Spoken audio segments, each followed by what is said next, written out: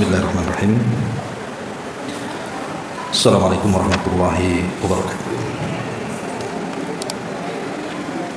Alhamdulillah wassalatu wassalamu ala Rasulillah wa ala alihi wa sahbihi wa mawalah wa la hawla wa la quwwata illa billahi wa ba'du.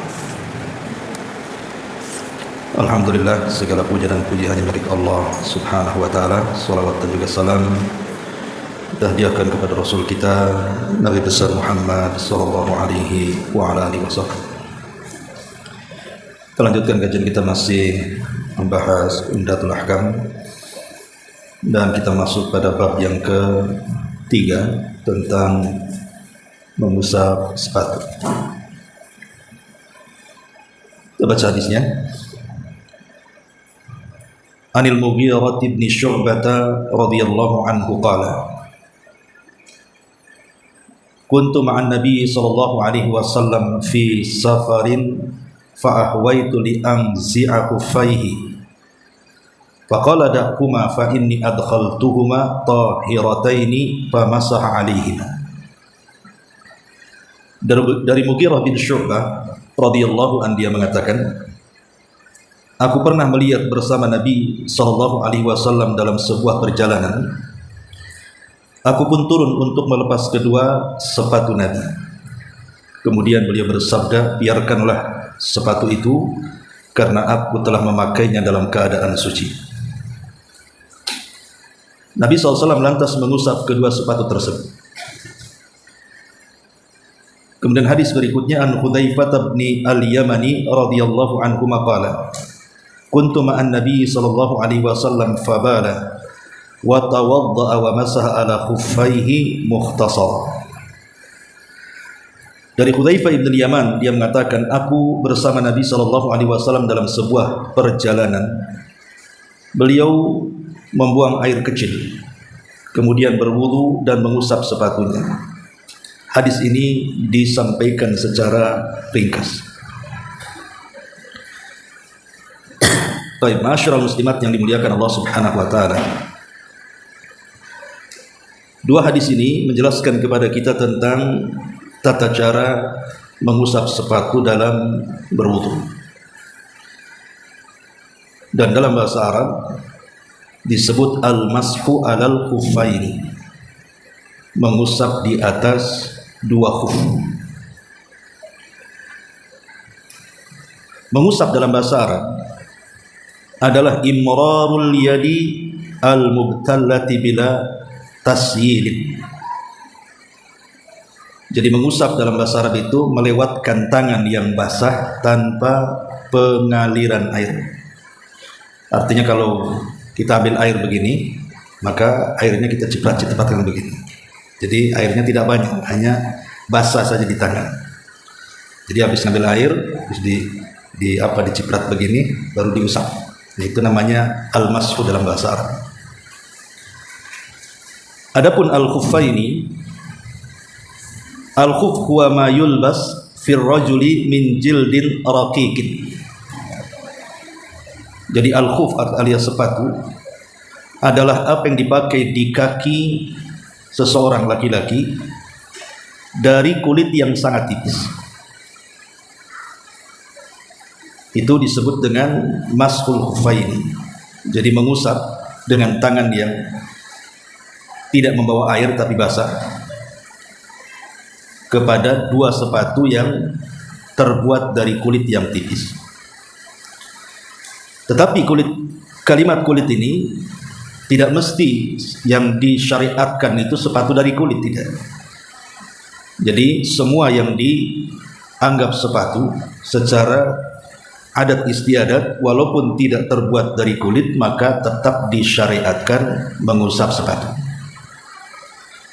Kemudian dikiaskan oleh para ulama kepada kaos kaki, atau dalam bahasa Arab disebut jarobaini, dua kaos kaki. Dengan catatan dua kaos kaki itu harus tebal. Kalau kaos kaki yang dipakai ummahat yang tipis-tipis, transparan, itu tidak bisa diusap. Jadi kaos kakinya harus tebal yang tidak transparan, baru bisa diusap. Dikiaskan kepada khuf tadi.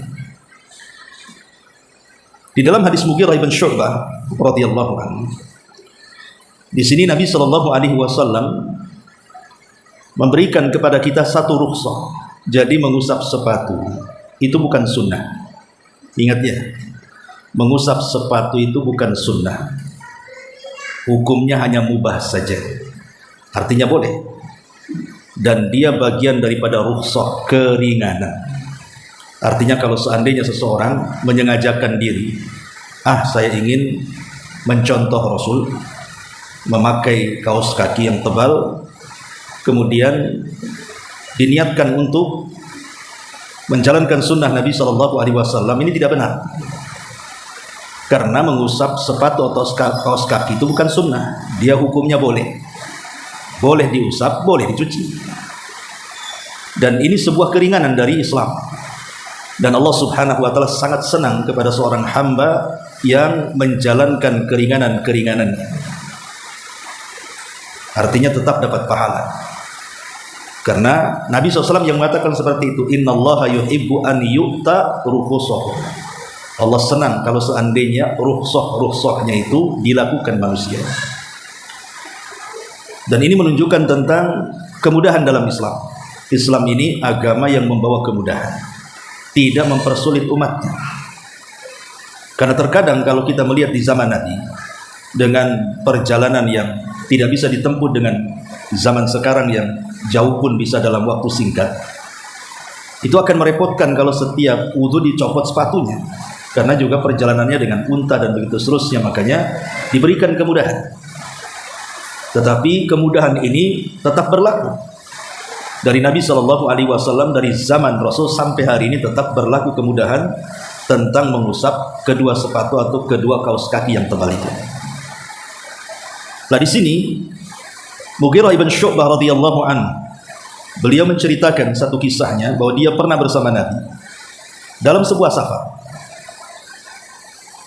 Ketika Nabi SAW hendak berwudu, kemudian Mughirah ibn Syu'bah radhiyallahu an hendak mencopot kedua sepatunya. Tetapi rupanya Nabi SAW sudah berwudu. Jadi Mughirah salah paham. Kalau disangka Rasul belum berwudu dan akan berwudu, makanya dia langsung kemudian hendak mencopot kedua sepatu Nabi. Tapi Nabi SAW mengatakan tidak perlu. Tidak perlu karena aku sudah memasukkan kedua sepatu itu dalam kondisi suci. Maka Nabi SAW kemudian mengusap kedua kakinya. Jadi ketika Rasul sudah berwudu itu rupanya tidak sempurna wudunya, meninggalkan kaki. Kemudian ketika Mughirah mau mencopot itu sepatu Rasul, kata Rasul, jangan, saya tidak akan mencucinya. Karena ketika saya memasukkan sepatu sudah suci, maka Rasul mengusap satu kali. Di sini terjadi khilaf ulama, apakah mengusap sepatu itu dengan dua tangan sekaligus, bukan satu-satu. Pamannya yang kanan dulu, ini ya. Jadi pamannya ini ujung sepatunya. Jadi kita ngusap dari sini dulu, dari jari-jari. Pamannya ini kaki. Nah, gini ya. Cukup di atas mata kaki, jangan sampai ke betis sini. Jadi dari sini cukup gitu. Nah,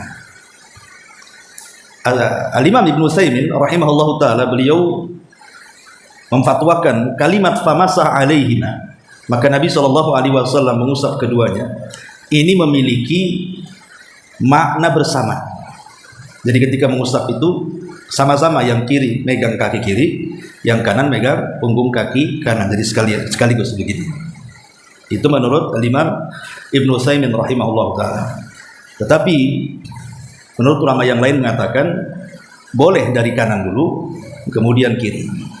Jadi boleh dua-duanya, boleh kanan dulu kemudian kiri, atau boleh dua-duanya sekaligus. Ya, dari ujung jari begini, nah sudah. Dan itu cukup satu kali saja. Baik. Di dalam hadis ini menjelaskan tentang beberapa syarat. Syarat kapan seseorang itu boleh mengusap sepatu. Apa saja syarat-syaratnya? Ada 6 syarat disebutkan para ulama bolehnya mengusap sepatu itu. Syarat yang pertama, an yalbasahuma ala taharatin kamilatin. hendaklah ketika seseorang itu memasangkan sepatu kepada kedua kakinya, maka harus dalam kondisi sempurna kesuciannya. Artinya dia tidak memiliki hadas besar dan tidak memiliki hadas kecil. Jadi harus betul-betul terbebas dari dua hadas itu.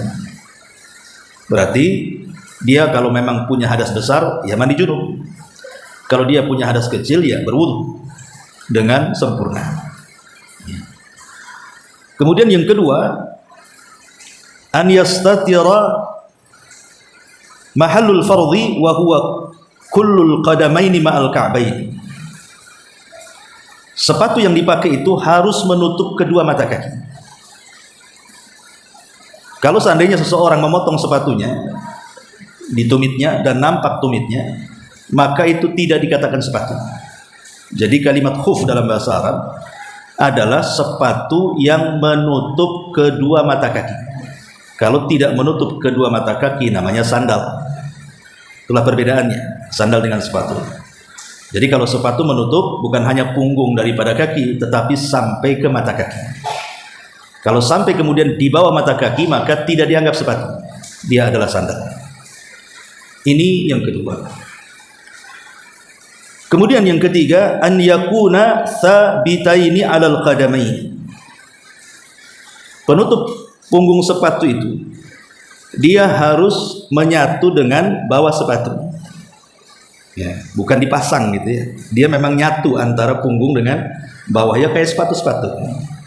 Makanya kemudian menjadi khilaf ulama, macam mana kalau ditali supaya nyatu, kan kita pasang dulu bawahnya, kemudian kita tutup, kemudian kita ikat. Ya. Apakah kemudian juga boleh seseorang mengusap kedua khufnya? Dari sini syaratnya harus thabitaini, bukan bisa dilepas, memang harus jadi nyatu. Nah itu syaratnya. Ya.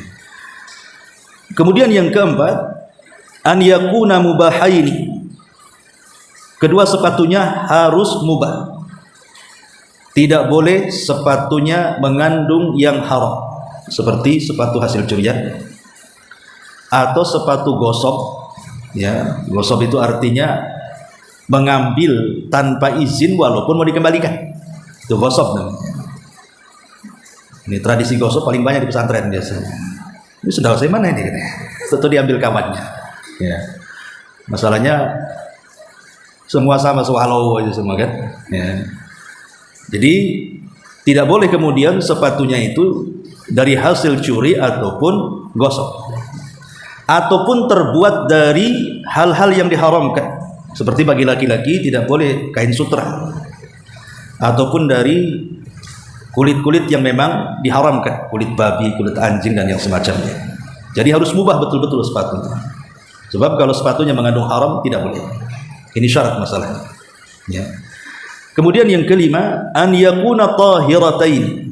Sepatunya diperiksa dulu, apakah ada najis nempel di situ. Jadi harus suci sepatunya.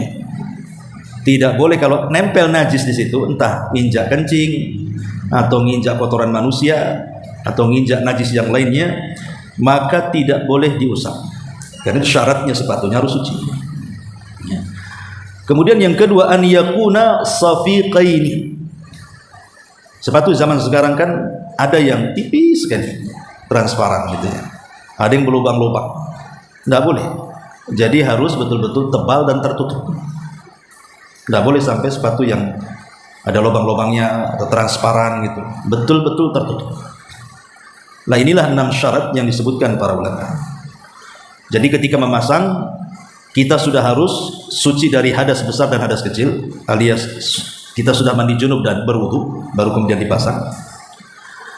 Yang kedua, harus menutup semua kaki sampai ke mata kaki.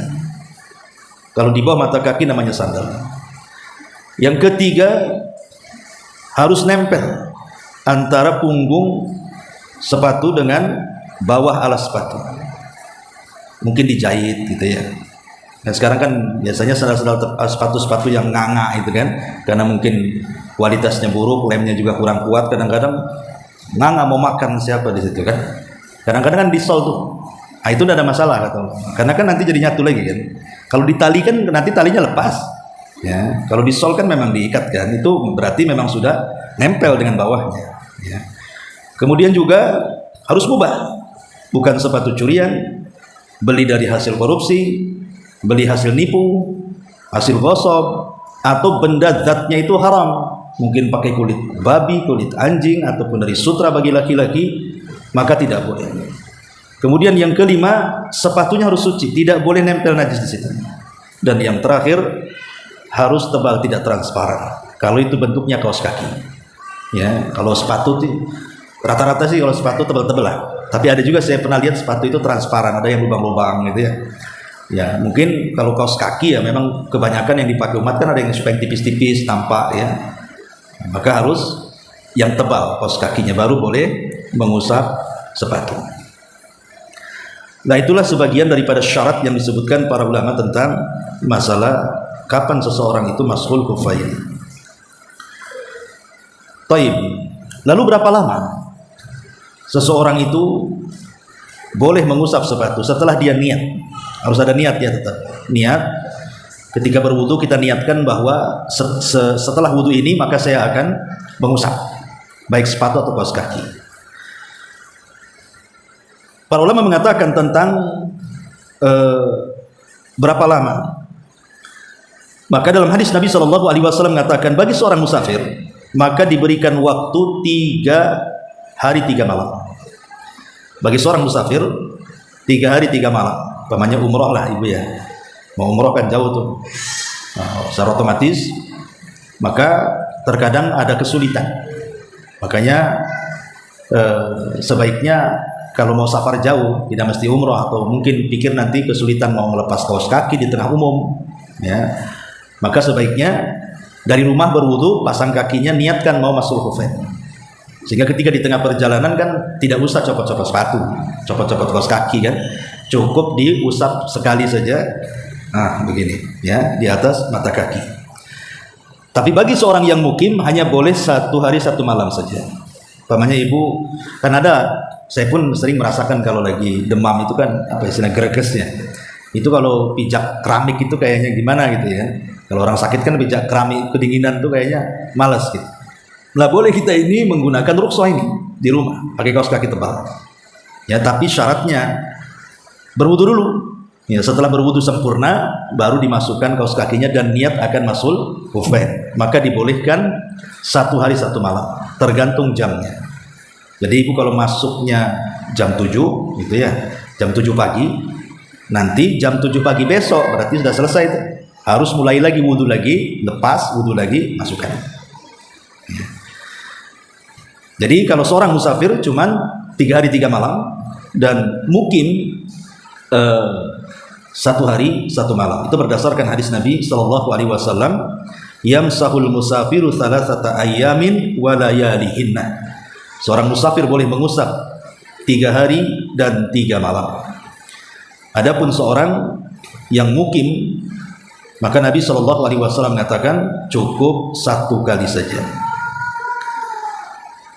Baik, kita akan membahas lebih dalam lagi. Kita buat beberapa masalah.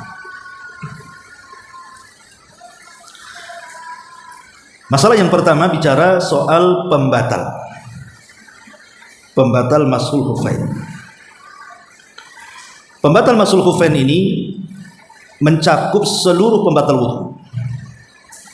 Jadi pembatal mashul khufain termasuk juga seluruh pembatal wudu. Jadi kalau kita mendatangkan pembatal-pembatal wudu, berarti masuk juga pada pembatal-pembatal mashul khufain. Ini yang pertama. Kemudian yang kedua, sesuatu yang mewajibkan mandi besar. Sesuatu yang mewajibkan mandi besar seperti junub ataupun mimpi basah. Junub itu hubungan suami istri, atau mimpi basah, atau ibu haid, tiba-tiba ibu haid, ataupun nifas, ya. Lah itu kan hal-hal yang mewajibkan. Jadi apapun yang mewajibkan mandi, maka batal mengusap sepatu. Ini yang kedua. Yang ketiga, inqidha'ul muddatil masih. selesainya waktu pengusapan. Kalau musafir 3 hari 3 malam, berarti kalau sudah 3 hari 3 malam, maka tidak boleh diusap lagi, harus dicuci. Kalau mukim 1 hari 1 malam. Ya. Atau yang keempat, naz'ul khuffi. Tiba-tiba ibu gatal kakinya, dilepas pula sepatunya. Maka kalau sudah dilepas sepatu, tidak berlaku lagi mengusap. Walaupun baru 1 jam, gara-gara gatal atau gigit semut, akhirnya dibuka, digaruk, dipasang lagi, tidak bisa. Ya, berarti memulai dari awal lagi. Kalau sudah dilepas, pengen mengusap, berarti diawali lagi, wudhu lagi, kemudian baru niat mengusap sepatu, baru dimasukkan kembali. Jadi diantara pembatalnya adalah mencabut sepatu. Jadi itu diantara pembatal-pembatal, ada 4 di sini. Pertama, saya ulangi, seluruh pembatal wudhu masuk kepada pembatal masul khufain. Kemudian yang kedua, apa tadi yang kedua? Iya, sesuatu yang mewajibkan mandi, maka batal masul khufainnya. Kemudian yang ketiga, habisnya waktu. Dan yang terakhir, dilepasnya sepatu. Inilah yang disebut dengan pembatal-pembatal masul khufain. Baik, masyarul muslimat yang dimuliakan Allah Subhanahu wa taala. Nanti terakhir kita praktekkan ya, biar jelas.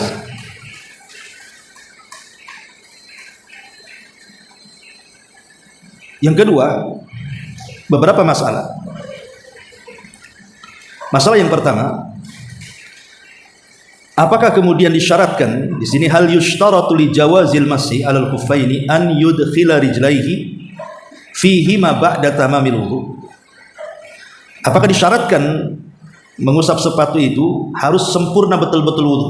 Jadi sempurna itu dari mulai mencuci tangan sampai mencuci kaki, baru kemudian dimasukkan.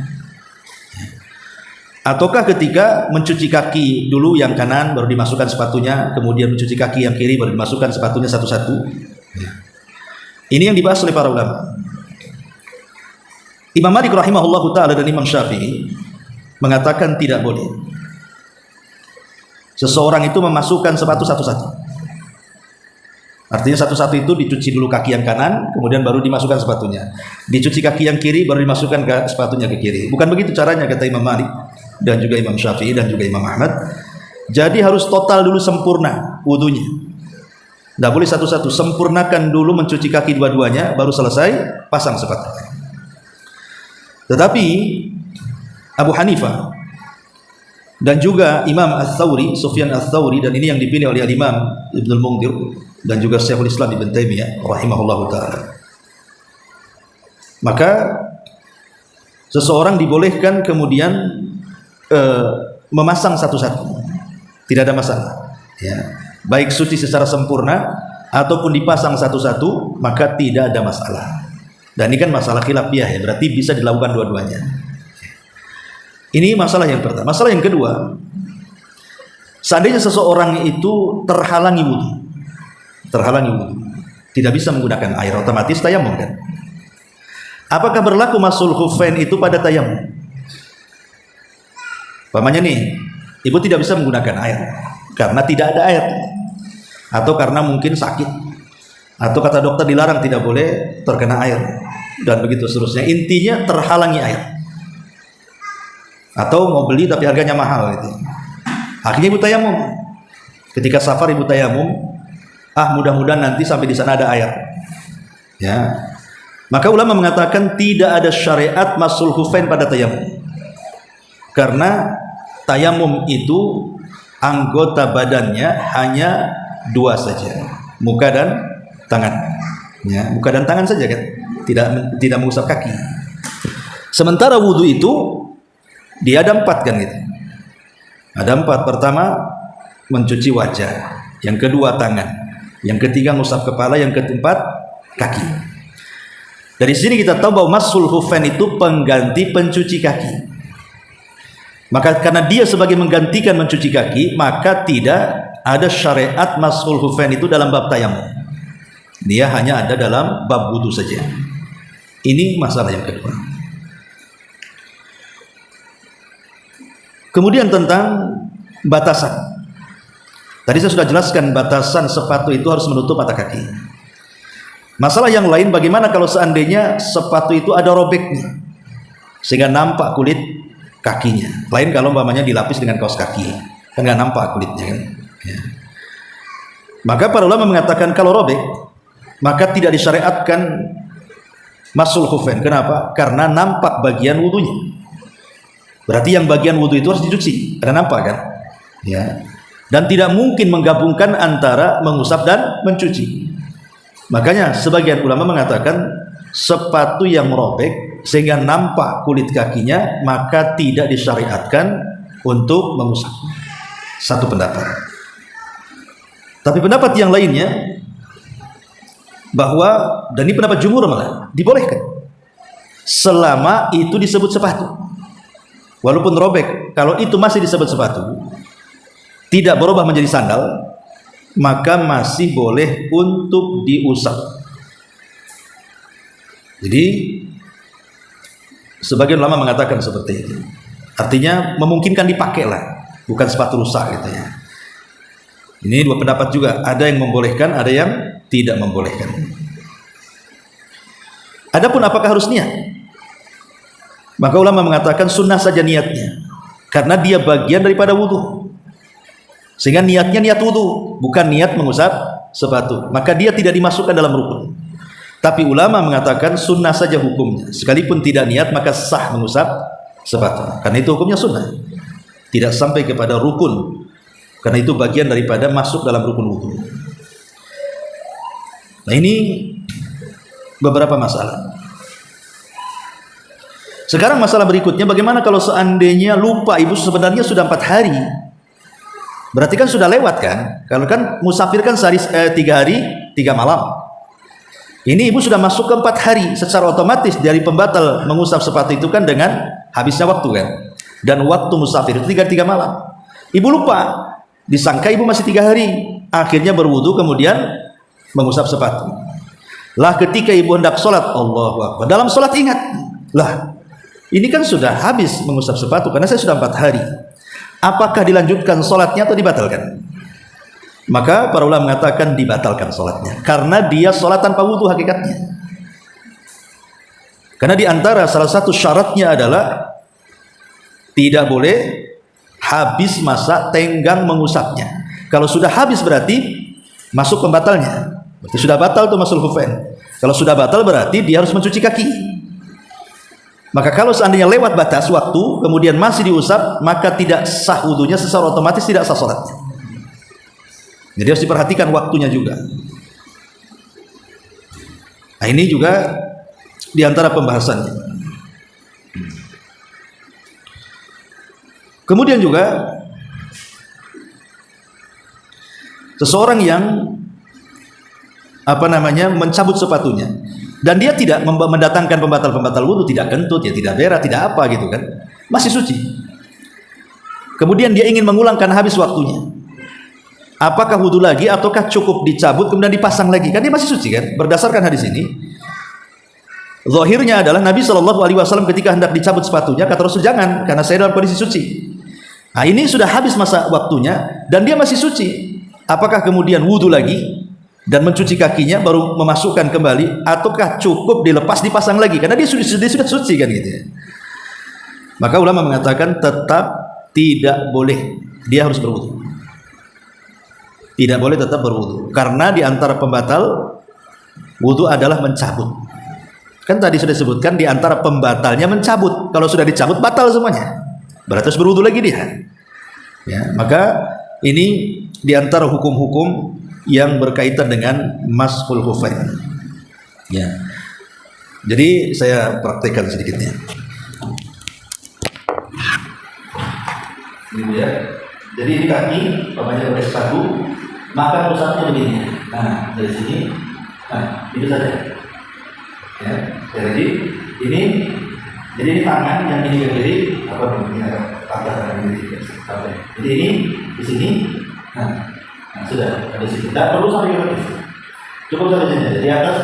Ini kan mata kaki ini. Nah, itu saja. Sekali saja. Ya, jadi beda ya. Kalau wudu kan 3 kali cucian. Kalau masuk khufain sekali sini.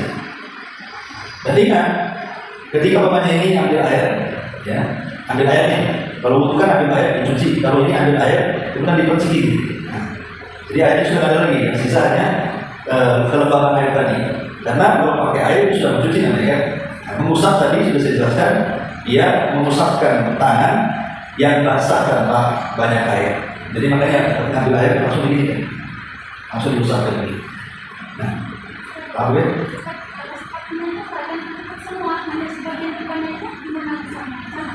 Ada masalah. Yang penting punggung. Enggak sampai ke sampai ke sini. Ini kan mata kaki ya. Berarti dari sini sampai sini. Di atas mata kaki. Ya, oke.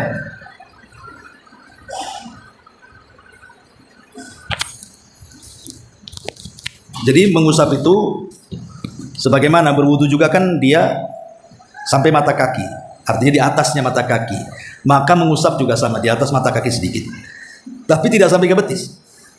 Dan kesalahan orang yang tidak tahu hukum, yang diusap justru bawahnya. Ya, inilah yang dikatakan oleh Ali radhiyallahu an, "Lau kana ad-dinu bir-ra'yi", kalau seandainya agama ini produk akal-akalan, tentu dalam mengusap sepatu itu yang diusap bawahnya, karena yang kotor bawahnya, bukan yang atasnya. Tapi karena agama bukan akal-akalan, samina wa ata'na. Begitulah Rasulullah SAW mengusap sepatu. Ya, jadi ini diantaranya secara singkat. Adapun apakah dikias dengan mengusap jilbab? Mengusap jilbab, apakah sama syarat-syarat mengusap jilbab dengan syarat-syarat mengusap sepatu? Karena bagi wanita di tempat-tempat umum tentu agak kesulitan kalau membuka, ya, sehingga dibolehkan seseorang itu mengusap jilbab atau laki-laki pakai imamah, kecuali kalau topi kayak gini tidak boleh diusap. Kenapa? Karena inti daripada mengusap itu karena ada kerepotan. Loh, kalau membuka ini nggak repot, maka tidak bisa peci diusap. Ya, jadi karena repot kayak orang imamah atau akhwat yang pakai jilbab itu repot kalau mau dibuka-buka. Makanya Islam memberikan syariat boleh mengusap imamah ataupun hijab. Pertanyaannya, apakah syarat-syaratnya sama dengan masul khufain? Jadi harus berwudu dulu, kemudian pakai jilbabnya, niat mengusap kepala. Ini menjadi khilaf ulama. Ada yang mengatakan bahwa syarat-syarat mengusap jilbab itu sama dengan syarat-syarat masul khufain, karena ini dikiaskan. Ya. Tetapi ulama yang lain mengatakan tidak sama, dan ini pendapat yang kuat, bahwa syarat-syarat mengusap sepatu tidak sama dengan syarat-syarat mengusap jilbab ataupun imamah. Dan waktunya juga tidak sama dengan waktu mengusap khufain dalam mengusap jilbab atau imamah. Kalau mengusap sepatu jelas tadi waktunya. Kalau mukim 1 hari 1 malam. Kalau musafir 3 hari 3 malam. Tapi kalau mengusap jilbab ketika berwudu itu tidak ada waktu terbatas. Dia tidak ada waktu terbatas. Pamannya ibu perjalanannya sampai 6 hari ya 6 hari. Ya. Jadi pendapat yang kuat wallahu alam bahwa tidak sama syarat-syaratnya mengusap khufain dengan jilbab. Jadi kalau jilbab pakai aja, nggak harus berwudu dulu. Tapi kalau ibu mau berwudu lebih baik lagi kan gitu. Tapi kalaupun tidak berwudu nggak ada masalah karena sudah perbedaan hukum. Ada hadis Ummu Salamah kalau nggak salah, beliau selalu mengusap jilbabnya Ummu Salamah radhiyallahu anha. Dan Nabi SAW juga mengusap imamahnya. Cuman yang jadi masalah itu tentang kaifiyah cara mengusapnya. Ada yang mengusap itu diambil sedikit sininya, ya ini ada pas di tumbuh rambut pertama di sini. Ya. Jadi diambil dulu di sini, baru kemudian di atas jilbabnya. Ya. Itu satu pendapat. Pendapat yang kedua tidak usah, langsung aja diusap. Dan dua-duanya boleh insya Allah. Ya, ulama membolehkan dua-duanya. Jadi kaifiyah seperti ini bisa mengusap ininya dulu baru ke atas jilbab, atau tanpa dahi pun tidak masalah, langsung ke jilbabnya saja. Jadi mengusap jilbab itu lebih mudah, lebih ringan karena tidak ada syarat-syarat tertentu. Ya, paling syarat-syarat itu ya jilbabnya hasil nyuri mungkin, ya ngambil di jemuran tetangga umpamanya, atau jilbabnya salah COD, tahu punya orang, sembunyiin kan gitu. Jadi nah itu mungkin menjadi hal-hal yang diperhatikan. Ya kalau itu sih sebenarnya apakah kemudian mencuri itu bagian daripada pembatal wudu atau tidak? Ini ada kaidah usul fikih mengatakan lihat larangannya. Kalau larangannya masuk kepada zat ibadah maka batal. Tapi kalau larangannya di luar ibadah maka sah tapi berdosa. Contoh orang mencuri sajadah. Mencuri sajadah, salat di atas sajadah curian. Apakah kemudian mencuri sajadah ini bagian dari pembatal-pembatal salat karena masuk pada zat ibadah atau di luar ibadah? Maka ulama mengatakan bahwa dia di luar ibadah. Sah salatnya walaupun menggunakan sajadah curian tapi berdosa karena mencuri. Lain kalau kentut. Kentut kan di luar, di dalam ibadah tuh. Dia masuk pada pembatal-pembatal. Kalau kentut ya batal kan itu. Tapi kalau di di tanah gosok, umpamanya ibu di kebun, ya ibu datang waktu sholat, asal sholat di kebun orang, nggak izin, itu namanya tanah gosok, ya kan? Nah ini juga khilaf ulama, apakah sah sholatnya atau tidak? Ulama mengatakan sah sholatnya, tapi berdosa karena dia sholat di tanah yang tidak minta izin. Itu gosok namanya. Ya. Sama juga dengan pakaian curian, kemudian kopiah curian, sajadah curian, sah sholatnya, tetapi berdosa karena mencurinya. Nanti ditimbang saja pahala sholatnya berapa, pahala nyurinya berapa kan itu. Nanti mana yang lebih berat. Nah ini diantara ketiga hukum masul khufain, mengusap sepatu, kemudian kaos kaki, kemudian imamah ataupun jilbab. Saya terangkan secara ringkas saja. Baik, sampai di sini silakan kalau ada yang mau bertanya.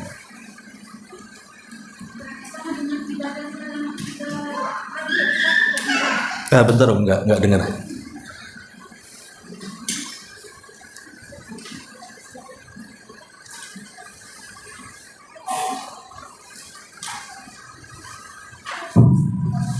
Ya. Ketika kita masuk cerita bagi melakukan haji, ketika kita mau pakai uang hasil halal atau curian, ibadahnya tetap sah, tapi berdosa. Ya. Ya, sah. Karena bukan pembatal haji. Pembatal haji itu ya kalau meninggalkan rukun. Nah, itu ya. Ini kan dia tetap manasiknya sama.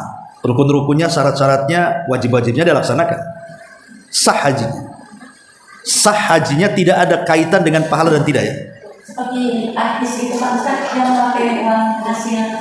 Iya, maksudnya harus dibedakan. Hukum sah sebuah ibadah dengan hukum berpahala sebuah ibadah itu beda. Contoh begini. Ada orang sholat, Allahu Akbar. Dari awal sampai akhir otaknya tidak dalam sholat. Otaknya itu nginget, besok nih harus bayar cicilan. Ya. Sampai selesai sholat, ingat bayar cicilan aja. Jadi dia baca Fatihah, baca surat itu ya, dia nggak sadar karena yang dipikir itu aja dari awal sampai akhir. Sah sholatnya. Tapi apakah berpahala? Kan tidak. Bisa saja hilang pahalanya atau dikurangi pahalanya. Wallahu a'lam, urusan Allah kan. Ya. Nah, sama juga dengan tadi haji. Haji juga sama. Kalau mamanya haji ini ataupun umroh menggunakan uang curian, hasil korupsi, hasil ngepet atau apa gitu kan, sah-sah saja hajinya kalau dia mendatangkan rukun, syarat dan wajib. Ya. Tapi dia berdosa karena mencurinya tadi. Ya, nanti ditimbang aja lah. Karena harus dibedakan antara sahnya sholat dengan berpahalanya sebuah ibadah. Itu beda bang. Wallahu a'lam. Ada titipan pertanyaan Ustaz. Ya. Di luar dari tema, bagaimana seorang istri yang menolak ajakan suaminya untuk bersenggama di malam hari, dikarenakan suami sering menuduh istri kalau istrinya itu seorang pelacur atau pezina, dan padahal anak itu yang ada sama dia itu jelas-jelas anak dari suaminya. Tapi karena sikap cemburu dan emosi suaminya, dia katakan itu anak hasil zina, sehingga sakit hati istri, dan istri itu tidak mau lagi diajak berhubungan sama suami. Kenapa nggak tes DNA? Harusnya nggak tes DNA supaya menghilangkan kecurigaan. Mungkin bukan pezina, mungkin selingkuh, mungkin ya. Padahal jelas Ustaz, istrinya itu mau pakai hijab dan perginya jelas kemana, dan anaknya itu milik bapaknya ya Ustaz. Iya, makanya kita kan disuruh menghindari hal-hal yang mendatangkan tuhmah, tuduhan. Salah satu, kalau dia tidak tes DNA, ya selamanya suaminya akan curiga. Dan suaminya salah menuduh. Karena menuduh tanpa bukti itu dalam Islam dicambuk dia. Dia harus datangkan 4 saksi. Ya, 4 saksi ini dia harus melihat langsung. Seperti pulpen masuk ke lubang botol. Jadi bukan hanya ketika digerebek yang satu telanjang sana, yang satu telanjang sini, enggak bisa. Jadi menyaksikan ketika dia berhubungan. Umpamanya CCTV. Kan sekarang pakai CCTV kan, akan jelas tuh nampak. Tapi kalau digerebek yang satu di pojok sana, satu di, kita tidak tahu apakah dia berhubungan atau tidak. Jadi saksi pun betul-betul ketat dalam Islam. Kalau tidak menyaksikan betul, maka tuduhannya tidak bisa. Sampai walaupun sudah ketahuan satu rumah lah ya. Umpamanya dia di kos-kosan, dilabrak, rupanya berdua-duaan. Tidak bisa langsung dituduh dia berzina. Ya selingkuh bisa. Selingkuh kan tidak harus berzina. Ya, mungkin dia nusus dalam bahasa Arab. Dan sudah berhak diceraikan. Ya. Kasus yang tadi ceritakan ini terpulang kepada istrinya.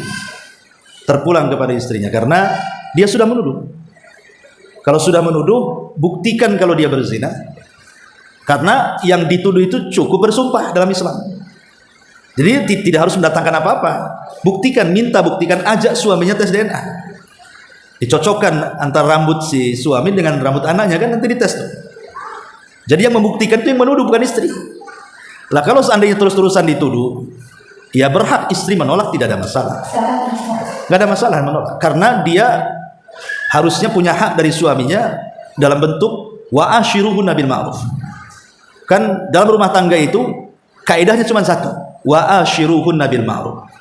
Pergauli mereka dengan baik, baik suami kepada istri ataupun istri kepada suami. Kalau sudah tuduh-tuduhan kan sudah tidak menggauli mereka dengan baik, apalagi sampai menuduh melakukan dosa besar. Ini kan dosa besar, bukan dosa kecil. Ya, maka solusinya sebaiknya si istri ini meminta bukti kepada suami. Minta bukti. Kalau seandainya memang terbukti dia berzina, berarti kan dusta tuh si istri. Tapi kalau tidak terbukti karena tes DNA-nya sama, ya berarti memang suaminya mencari masalah. Sekarang mudah, alhamdulillah sekarang Allah mudahkan. Zaman dulu susah lah tes DNA. Sekarang bawa aja ke dokter. Nanti ketahuan itu. Ini punya siapa?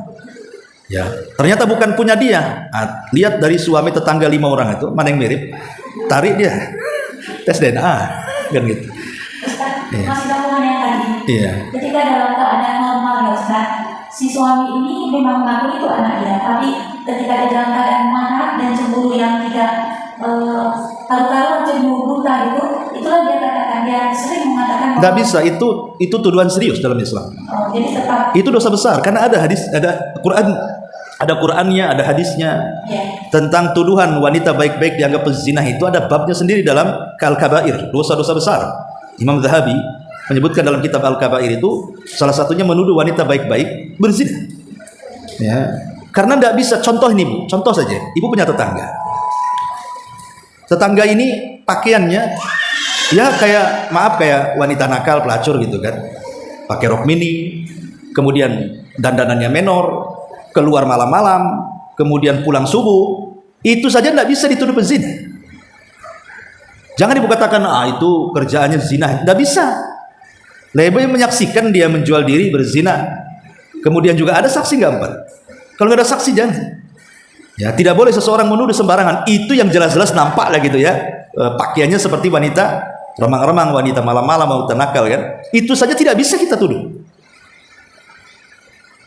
Kecuali 2, bisa mendatangkan 4 saksi atau dia ngaku. Kalau tidak ada 2 perkara ini, ibu berdosa. Dalam Islam, ibu dituntut balik sama dia. Bisa dicambuk. Ya, 80 kali. Makanya nuduh-menuduh ini perkara serius. Sebenarnya sang istri tidak perlu mendatangkan bukti kalau itu bukan anaknya. Walaupun ketika normal itu anaknya, ketika tidak normal itu bukan anaknya, berarti suaminya ini harus dibawa ke psikiater itu. Jangan-jangan dia ada kelainan jiwa dia. Kok bisa kayak gitu? Karena tidak boleh seseorang itu menghilangkan, menasabkan nasab yang bukan nasabnya. Itu dilaknat. Ya. Baik seseorang membuang nasabnya ataupun menasabkan kepada yang bukan nasabnya, itu dua-duanya dilaknat, tidak boleh. Dan itu perkara jahiliyah. Jadi memang ya kecuali kalau ada biaya, kemudian istrinya biar lebih jelas lagi ingin memberikan bukti kepada suaminya, ya lebih baik lagi. Itu kan berarti betul-betul wanita ini berakal, ingin cari solusi. Ya, datang ke dokter, tolong dicek, minta rambut suaminya ketika tidur biar nggak ketahuan kan itu. Gunting sedikit, bawa ke dokter, nanti kan ketahuan. Sebentar aja tes DNA itu. Wallahu a'lam. Ustaz, Iya. mengenai mengusap sepatu tadi masih agak bingung. Jadi mengusap sepatu ini dikerjakan apabila kita ingin sholat memakai sepatu ya Ustaz? Iya. Ya kalau nggak sholat pakai sepatu ngapain? Nanti dilepas batal masalah hukum. Iya. Iya. Pamannya gini di bus, contoh. Ini kalau di Jawa itu kan perjalanan bus tuh jauh ya, dari Jawa Timur ke Jawa Barat tuh, Jakarta, Jawa, Surabaya itu berjam-jam tuh kadang-kadang ya, melewati. Kalau sekarang udah ada tol lah, kalau dulu kan lama.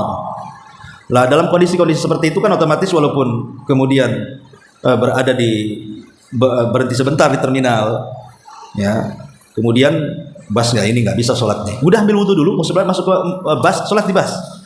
Karena tidak memungkinkan, karena mungkin umpamanya sopirnya itu hanya ngasih waktu 10 menit untuk kencing aja umpamanya kan. Ya udah ambil wudhu, kemudian masuk rufen sholat di dalam bus. Kalau memang tidak memungkinkan sholat di luar kendaraan, karena sholat wajib itu harus di luar kendaraan, tak boleh di atas kendaraan, kecuali darurat. Di atas pesawat, ya mau gimana lagi? Atau sedang sakit di rumah, pengen pakai kaos kaki ya karena demam. Nah itu berlaku di situ. Wallahu a'lam. Iya. Masih ada hubungan dengan zina bisa. Iya. Misalnya ada seorang suami istri, terus mereka bertengkar, terus istrinya itu sempat memang katakanlah berselingkuh begitu Ustaz, tapi belum bercerai ya. Nah itu dia kembali lagi, kemudian dia hamil, terus dicurigai bahwasanya anak yang dihamil ini bukan anak dari suaminya itu. Misalnya ini pada tes DNA, terbukti bukan ayahnya itu gitu, sebagai anaknya. Itu bin si anak ini kemana Ustaz? Ke ibunya atau itu tetap ke ayahnya? Ke ibunya. Ke ibunya, karena dia tidak punya air ya, dia tidak mengairi di ladang yang sama. Bahasa hadisnya kan gitu, tidak mengairi di ladang yang sama, berarti ada air kotor yang masuk ke situ. Makanya kemudian dalam Islam anak zina itu terputus beberapa hal. Pertama nasab, yang kedua wali, yang ketiga mahram, yang keempat waris. Ya, anak zina itu 4 terputus. Perwalian tidak bisa diwalikan kepada bapak zina. Dia harus diwalikan kepada penguasa, dalam hal ini KUA, karena dia tidak punya wali kalau memang anak wanita. Kalau anak laki-laki kan tidak perlu wali. Yang kedua, dia tidak dapat waris. Bapaknya kaya-kayanya pun tidak dapat waris, karena bukan anak dia secara syar'i walaupun secara biologi anak dia. Kemudian yang ketiga, tidak bisa jadi mahram kecuali dia menikahi ibunya. Menjadi anak itu hukumnya rabib, anak bawaan, seperti menikahi janda yang punya anak jadinya. Kemudian yang keempat, terputus juga nasabnya. Kalau sudah terputus nasab, tidak bisa dibinkan kepada bapaknya, tapi dibinkan kepada ibunya. Boleh Isa bin Maryam kepada ibunya. Dan ada beberapa tokoh muhaddisin itu ada yang dibinkan kepada ibunya. Ya, jadi tetap harus dibinkan kepada ibunya. Wallahu a'lam. Itu bukan binnya kepada si pemilik keranjang yang sah ya, walaupun mereka belum bercerai. Ya karena kalau belum ada bukti, ya yang menang adalah anak ini kepada suami sahnya, karena pemilik keranjang itu lebih berhak. Tapi kan tadi ceritanya sudah terbukti. Terbukti berarti harus pakai DNA kan? Kalau terbukti apa yang sudah jelas tidak terbukti. Kalau nggak terbukti hanya tuduh-tuduhan saja, ya tetap dinasabkan kepada yang punya ranjang. Tapi kalau sudah terbukti ada tes DNA, gimana pula membatalkan bukti itu? Ya. Dan tidak bisa juga umpamanya ibunya putih, bapaknya putih, anaknya pula celeng, anaknya hitam, keling, gitu ya. Ini anak siapa ini? Akhirnya ditengoklah mana tetangga yang hitam. Ya, nggak bisa. Ini anak siapa ini? Aku putih, kok pula anak hitam. Kau makan oli waktu hamil ya? Jadi nggak bisa tuduh, karena di zaman Rasul ada yang seperti ini kejadian. Jadi ibunya putih, bapaknya putih, anak hitam, datang kepada Nabi. Ini bukan anak saya. Maka Rasul mengatakan kepada laki-laki itu dengan mencontohkan unta. Kamu punya nggak unta yang warnanya beda dengan anaknya? Kata dia ada. Boleh jadi hitam anakmu nih, gen kakekmu dulu yang hitam katanya. Mungkin kakekmu yang keberapa hitam, mungkin kakekmu itu orang negro dulunya, kakek keberapa, inilah turunannya. Jadi tidak bisa kan, yang jelas-jelas beda warna kulit saja tidak bisa kita main tuduh. Ya, tapi sekarang hukum dimudahkan kok, dengan DNA itu sekarang dimudahkan, sangat mudah sekali, alhamdulillah. Sekarang ada alat-alat untuk membuktikan. Wallahu a'lam. Baik, sampai di sini. Subhanaka bihamdika, asyhadu an la ilaha illa anta.